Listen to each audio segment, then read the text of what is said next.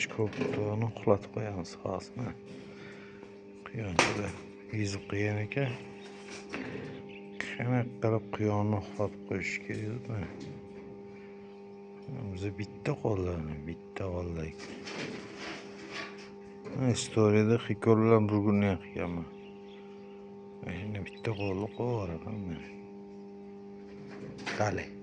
Talak bosib yoqqan bo'lsa. Ali quyonchi yezib qo'ygan ekan. Men luboy quyonni ham yo'qotib beraman, olib kelib ularni ham. Muammo emas, quyonni yotqizib qo'yish. Hozir mana 42 sekund bo'ldi. Bir 5 minutgacha ham yotadi u. Ko'l qilib menga shunday yotaveradi.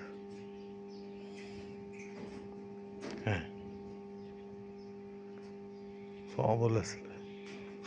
Like yemanglar. Turdingmi? Turmasam yoturarding-a? Aqlli. Qizim monchog'i bu.